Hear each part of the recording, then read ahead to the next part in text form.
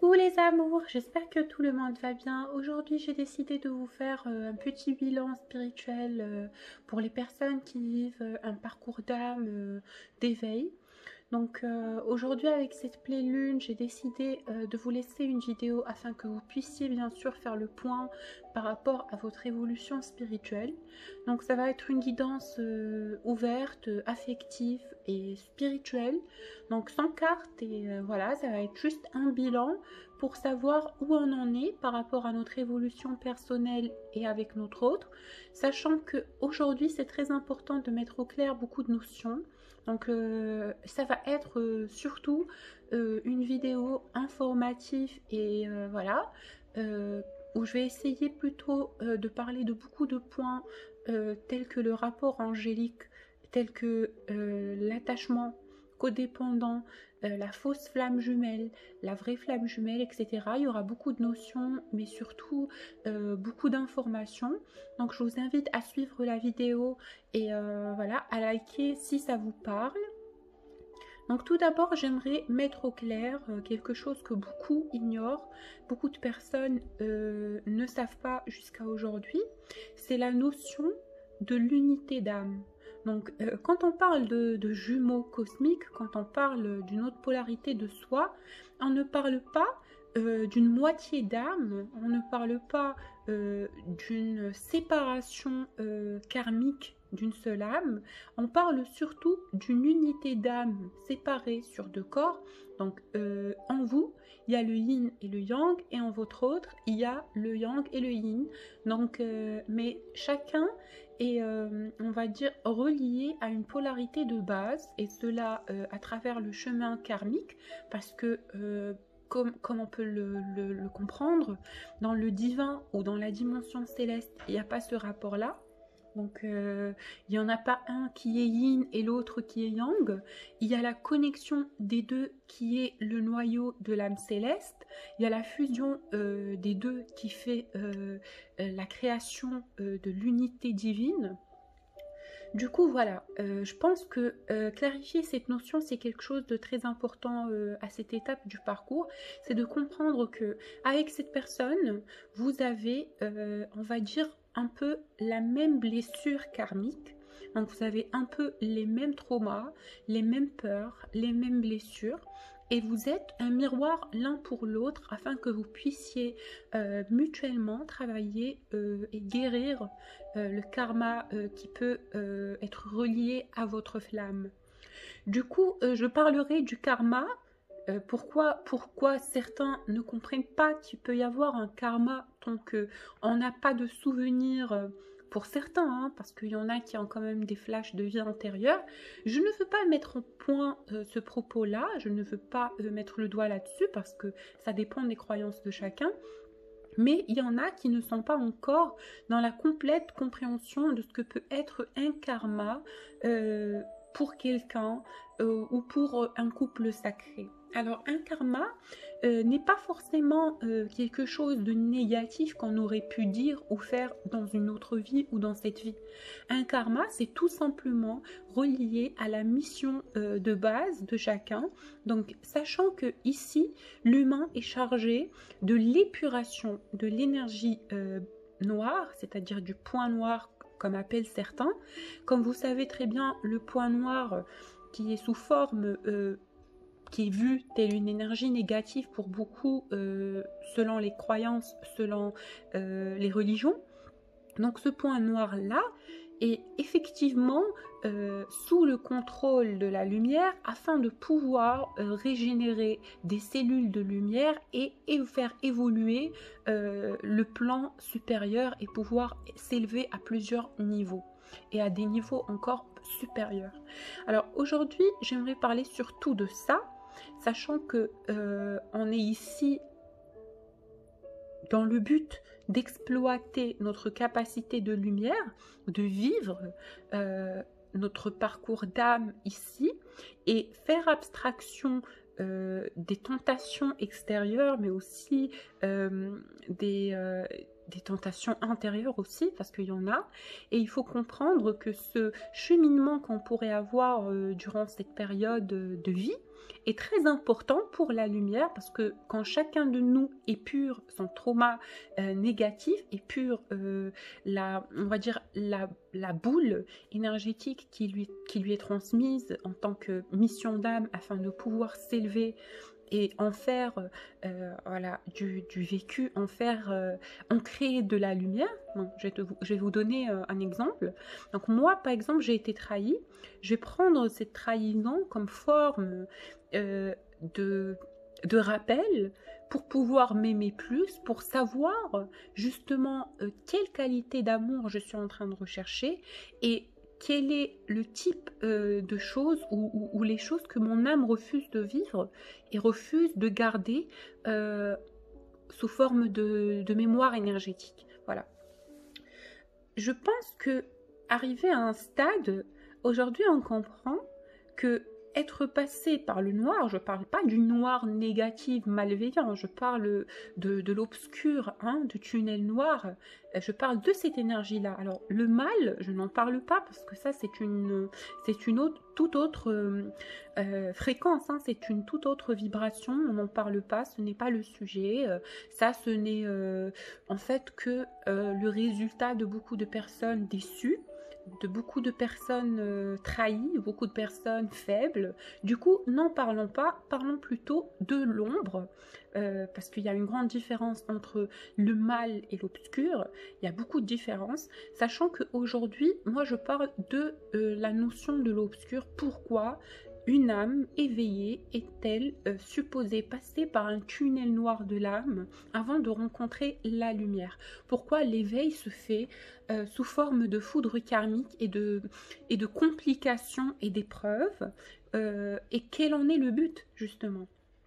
Alors moi je pense jusqu'à l'instant, par ma propre perception, que la lumière a besoin de ce passage afin de se valoriser, afin de s'aimer, afin de se décupler justement, parce que c'est très très important.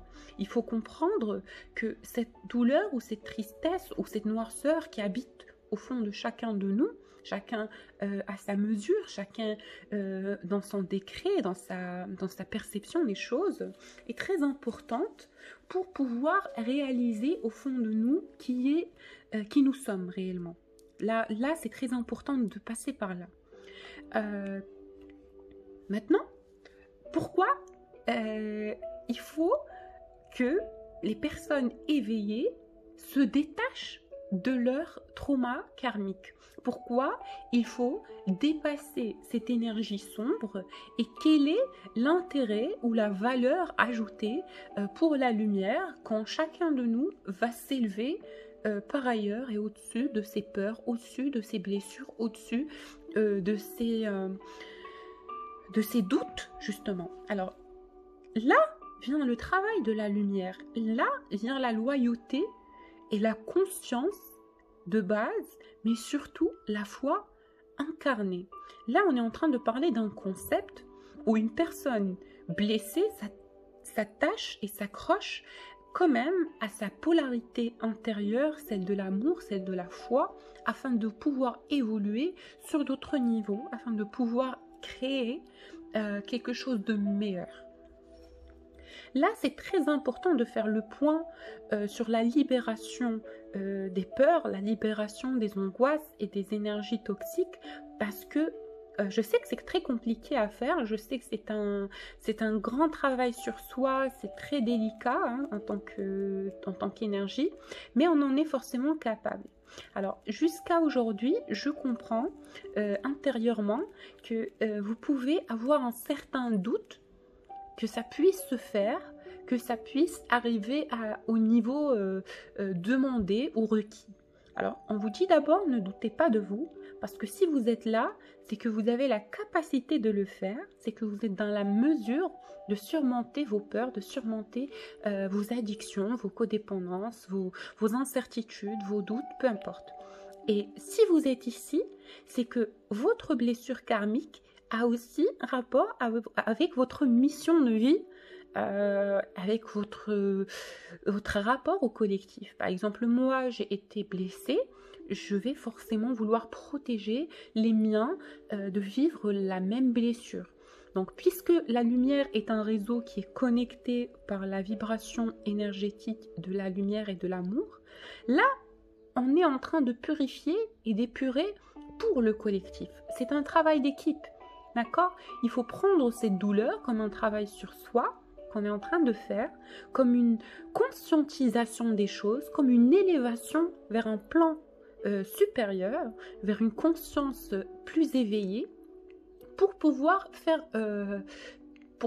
donner sa petite touche personnelle à la lumière, parce que chacun d'entre nous est important à sa mesure, à sa valeur, et c'est important de pouvoir comprendre qu'il y a une unité, qu'il y a un travail qui est fait dans le collectif, et chacun, bien sûr, ce qu'il peut rajouter, et chacun à sa mesure. Il faut comprendre aussi que sur ce parcours d'âme que vous êtes en train de vivre aujourd'hui, on vous demande beaucoup de patience et on vous demande une foi non justifiée. Alors, qu'est-ce que c'est que la foi non justifiée? C'est que finalement, dans la matière, on n'a pas de preuves concrètes. Nous ne sommes connectés qu'à notre intuition, nous ne sommes connectés qu'à notre propre ressenti. Et c'est là d'où vient la divinité, justement, c'est de créer librement un espace en soi qui est éternel, qui est dans un infini de puissance et dans un infini de créativité. Parce que quand on pense à la lumière, on pense à l'infini, on pense à l'éternel, on pense à la force, on pense à l'amour, on pense à la compréhension, à la fragilité, hein, pas la fragilité négative, mais cette fragilité subtile, émotionnelle, éveillante, justement.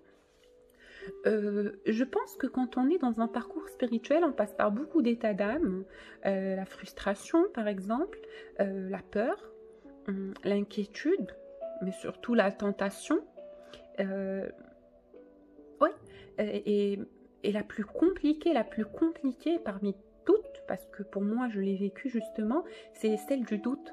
Parce qu'on a finalement de ressources et de repères qu'en soi, justement. Et c'est là, on peut avoir beaucoup d'accompagnement, on peut avoir beaucoup de personnes vivant le même parcours qui peuvent être une aide immense, énorme, très particulière, très précieuse. Mais justement là, en soi, il y a aussi ce face-à-face avec le mental qui vient avec ses peurs. Je vous épargne, vous savez, hein, c'est les angoisses, les pensées négatives, tout ce qui va avec, c'est incroyable. Mais comment peut-on sortir de ces mauvaises réflexions? Comment peut-on se libérer justement de ces peurs, de ces angoisses, de cet état d'âme plutôt basse en vibration? Alors, il faut tout simplement se rappeler de qui on est. Alors, je ne vous demande pas de chercher à l'extérieur, je vous demande de chercher au fond de vous. Alors là, vous avez la réponse. Vous êtes vous-même à l'intérieur de vous, avant de pouvoir penser aux circonstances, à la finalité, aux épreuves, au rapport avec autrui. Pensez à vous. Qui êtes-vous, réellement, au plus profond de vous-même? Vous êtes une lumière. Vous êtes quelqu'un avec beaucoup de vécu, des mémoires, des souvenirs, de l'amour envers autrui et envers la lumière, envers soi et les siens. Vous êtes un espace d'amour déjà en vous. Vous êtes quelqu'un plein de lumière, quelqu'un qui a beaucoup de capacités affectives. Déjà, en être là, c'est très très beau. Il faut que vous sachiez vous aimer pour pouvoir aimer ce qui vous entoure. Il faut que vous sachiez avoir la foi en vous, pour avoir la foi en l'univers. Parce que déjà, pour avoir la foi en l'univers, il faut analyser soi, il faut s'analyser soi-même, il faut voir notre fonctionnement, nos réactions, nos ressentis, nos tentations, comment on est puissant à chaque épreuve et à chaque instant. Parce que le combat de l'être humain est un combat constant. contre le mental, vers la position du choix, on est vraiment amené à réfléchir avec patience et sagesse à tout moment. Et c'est ça pourquoi l'humain a été privilégié, pourquoi l'humain est le favorable de Dieu. Et puis là, on vous dit que dans ce parcours d'âme que vous vivez, il faut avoir des bases solides. D'accord? Il faut s'accompagner soi-même et accompagner autrui pour pouvoir toujours avoir cette connexion au collectif, ce rapport à la lumière. Sachant que le rapport avec la lumière le plus important, c'est le rapport qu'on pourrait avoir avec autrui. Le travail qu'on vous demande de faire sur vous est un travail qui est plus personnel que dépendant. C'est-à-dire, il y en a beaucoup qui tombent dans cet état d'esprit, on va dire, d'éloignement spirituel, de retrait. Parce que comme on se sent incompris, comme on se sent fragile, on a envie de sortir cette peur et cette angoisse envers quelqu'un, et là, ça tombe certainement sur le plan spirituel.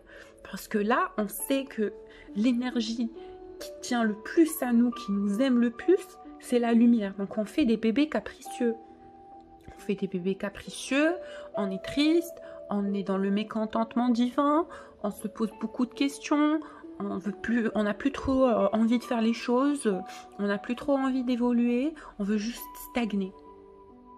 Et là, cet état de stagnation, ce qu'on appelle le mécontentement divin, est un stade qui est très très important. J'en parle parce que c'est très important.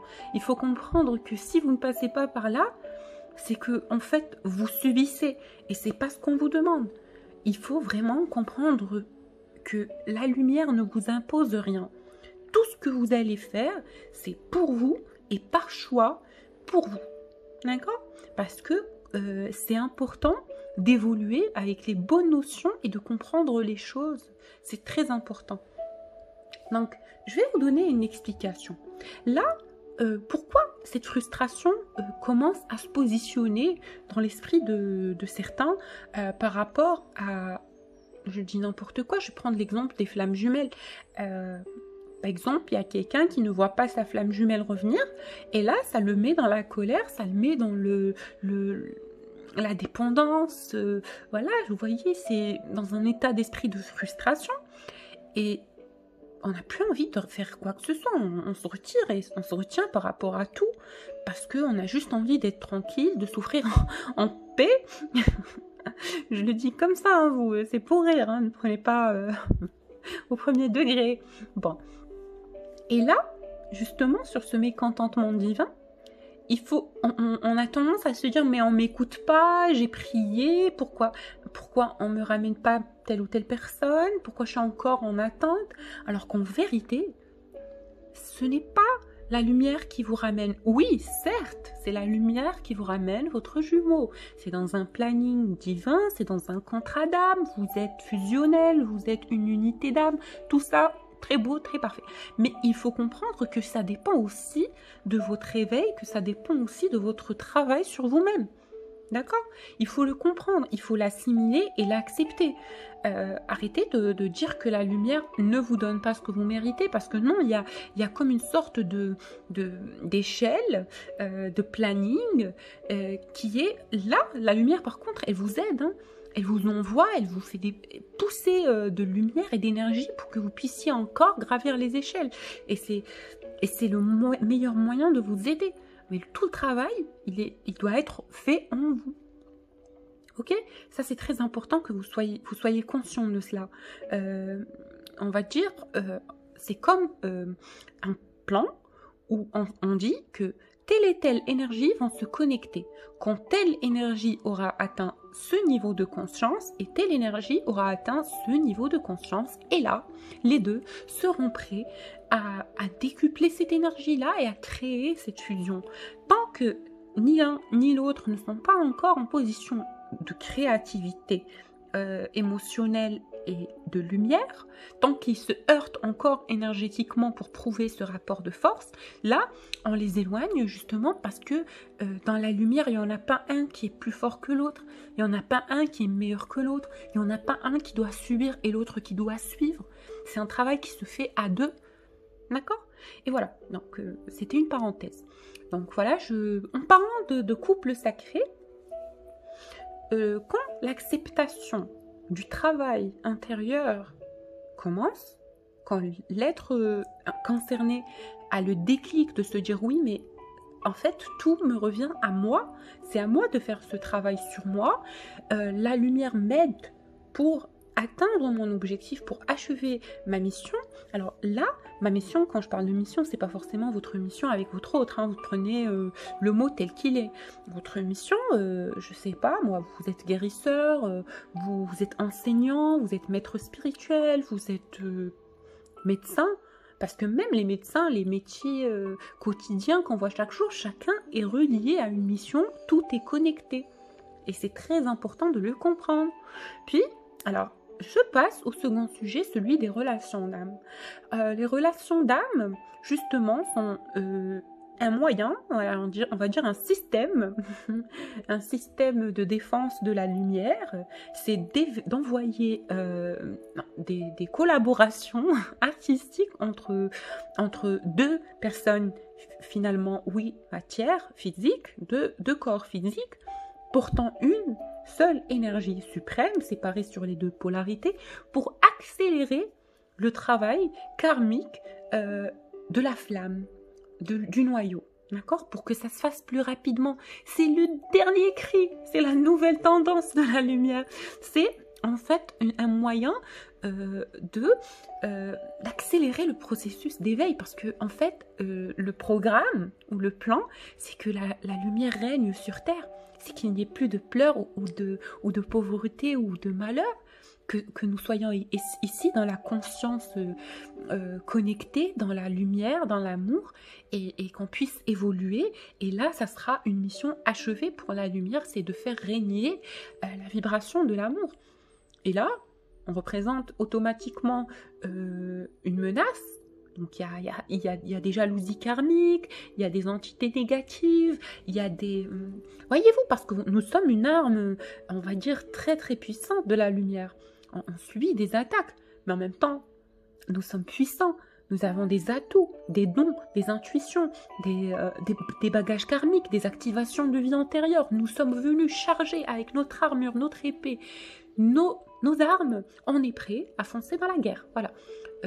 La guerre, oui, mais pas méchamment, hein, c'est le travail, on est des serviteurs de lumière, on a ici une mission, celle d'évoluer, celle d'aimer aussi, parce que aimer est aussi travailler, oui. Alors cet amour avec cette personne, vous en êtes digne, vous méritez cet amour, et si ça ne se matérialise pas là maintenant, tout de suite, ce n'est pas parce que la personne refuse, parce que ça ne lui revient pas. Il faut que vous acceptiez ça, comme cet amour ne vous revient pas, on l'a déposé sur votre être, comme ça, tel un papillon de nuit attiré par la lumière. Et là, boum, comment dire, vous êtes dans tout ce programme, dans tout ce processus, dans tout cet éveil, c'est incroyable, vous êtes conscient, vous êtes connecté, vous voyez des guidances par-ci, des personnes s'éveiller par-là, il y a tout un plan. Et derrière, en fait, la conclusion, c'est que vous devez travailler sur vous. Détachez-vous de l'autre complètement. Ne pensez plus à cette personne. Ne vous posez plus la question. Parce que si on vous a mis en travail d'équipe et en collaboration amoureuse avec cette personne, c'est que cette personne évolue au même niveau que vous. Chacun a dans son petit monde à lui, certainement. Mais le fait que vous ne le voyez pas revenir ne veut pas dire qu'il n'est pas encore dans la conscience. Le lien n'est pas le repère de l'évolution. L'union n'est pas l'importance du lien. Non, c'est surtout le travail, c'est l'épuration karmique, c'est la cotisation qu'on pourrait faire avec le travail du collectif. C'est très important de comprendre tout ça, hein. C'est important. Et puis, votre autre, donc la personne que vous aimez, comme je vous ai dit, évolue aussi certainement. Parce que c'est pas crédible de vous mettre avec quelqu'un qui n'évolue pas, avec quelqu'un qui n'est pas là-dedans. C'est à quoi ça sert tout ça sinon? Pourquoi on vous aurait éveillé à cet amour?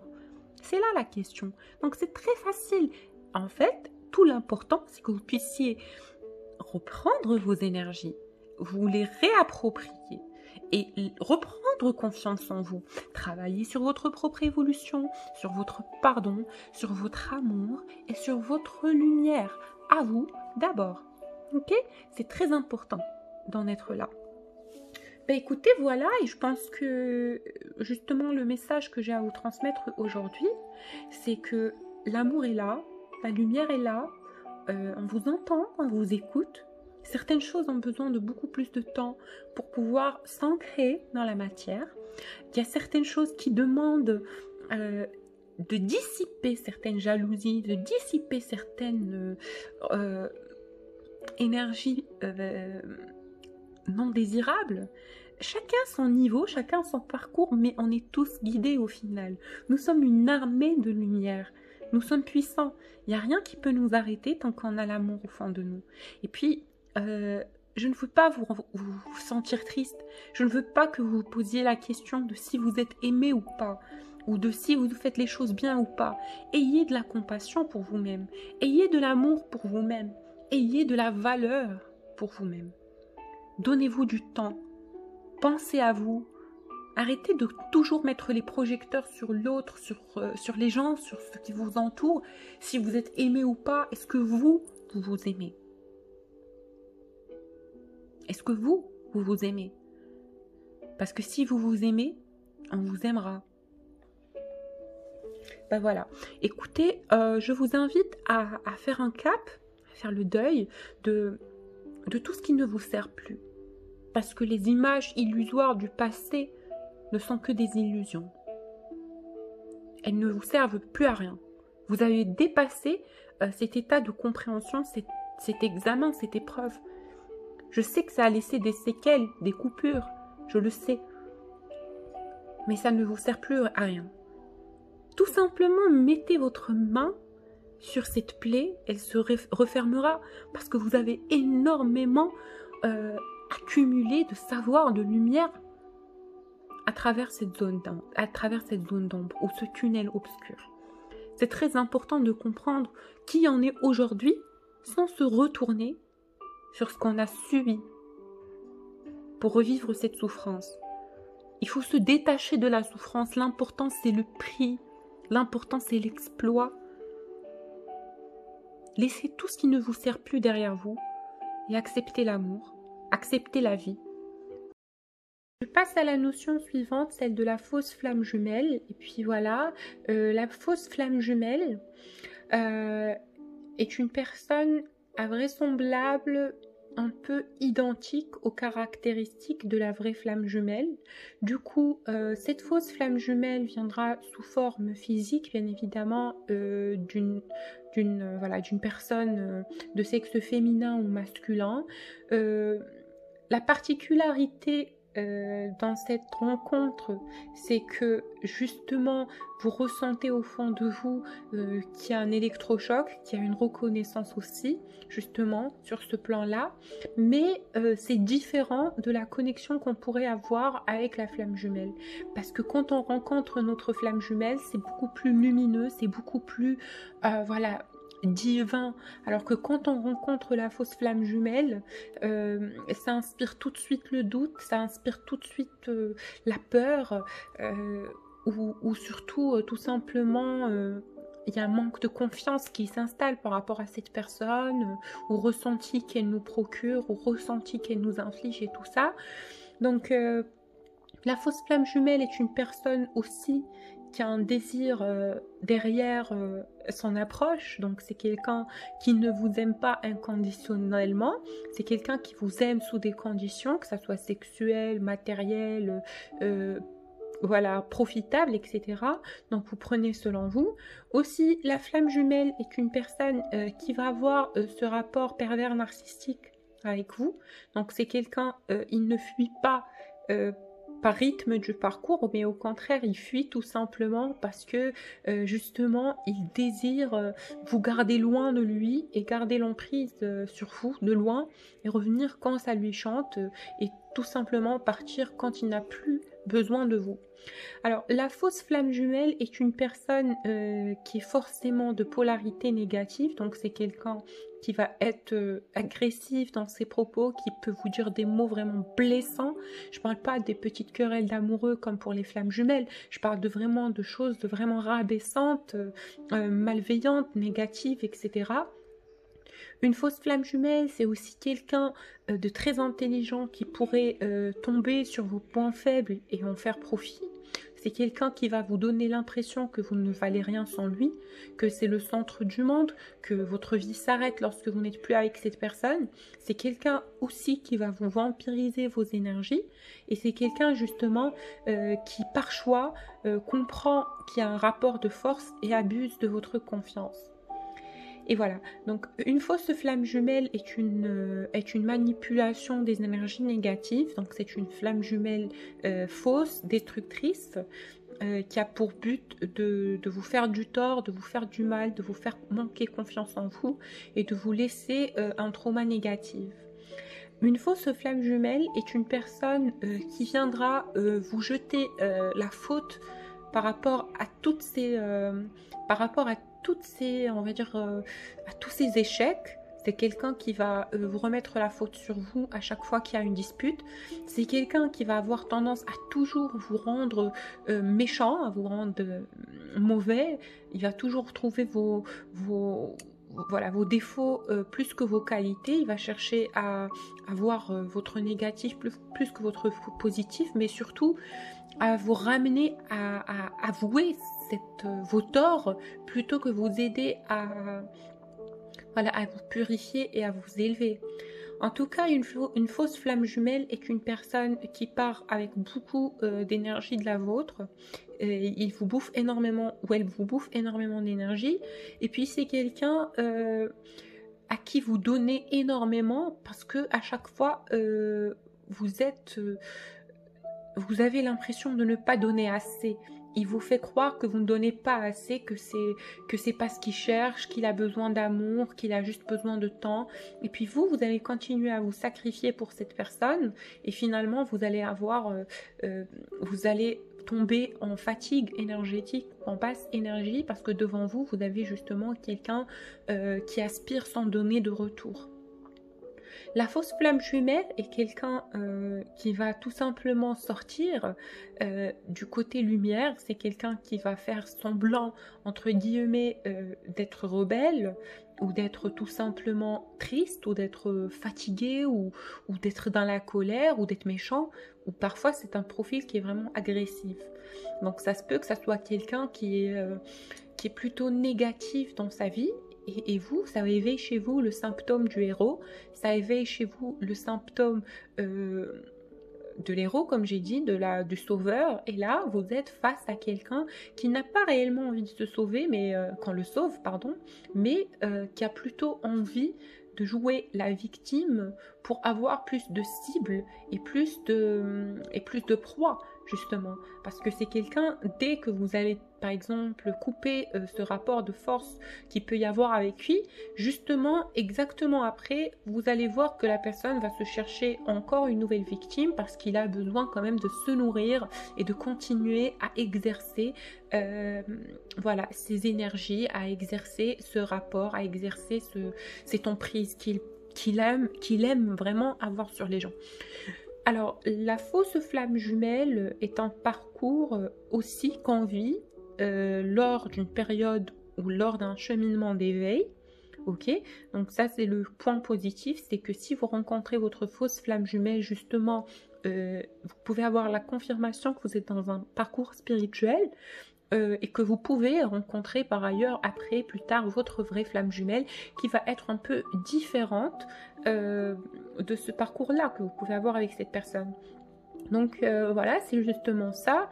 Et puis, je passe au dernier point et c'est celui de l'amour un peu fuis-moi, je te suis-moi, je te fuis, de toutes les relations d'âme, que ce soit pour les âmes sœurs, pour les flammes jumelles, pour les âmes cosmiques ou pour les âmes jumelles, pareil. Il y a un peu ce petit charriement de l'un envers l'autre, ce petit côté soyez le chasseur et pas le chassé, voilà. Dans ce rythme-là, je ressens que l'un comme l'autre, vous êtes des gens qui ont besoin d'amour. Nous avons tous besoin d'amour ici. Sauf que là, malheureusement, à cette période où on est, l'amour est vraiment une arme fatale, destructrice. Alors, malheureusement, si on tombe amoureux de la mauvaise personne, ça peut très rapidement tourner en vrille, quoi. Donc, c'est là la crainte qu'on peut avoir, c'est de se projeter dans quelque chose qui n'est pas pour soi, qui nous est pas destiné. Mais malheureusement, il faut comprendre que ce n'est pas sur ce rythme-là qu'on doit évoluer. Mais évoluer sur le fait de tout simplement lâcher prise sur le contrôle et d'accepter la volonté divine et le processus divin et l'évolution, accepter de se jeter dans le vide, accepter l'aventure, parce que c'est ce qui donne goût à la vie. C'est qu'on est au final immortel, justement peut-être immortel dans la matière, mais immortel dans l'énergie, justement parce que rien ne peut nous tuer et rien ne peut nous terminer ou nous détruire, justement quand nous avons la foi. Alors, quand on veut aimer quelqu'un, il faut l'aimer avec foi et non pas avec emprise.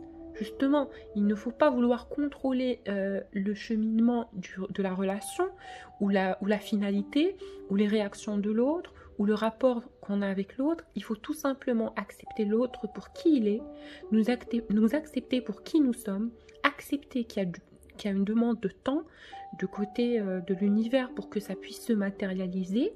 Mais par-dessus ça, il faut profiter de chaque moment et chaque instant de la vie sans se lamenter ou sans trop être dans la frustration et dans le négatif. Voilà. Alors, j'espère que cette vidéo vous a parlé. Je vous envoie beaucoup de bisous et je vous dis à la prochaine vidéo.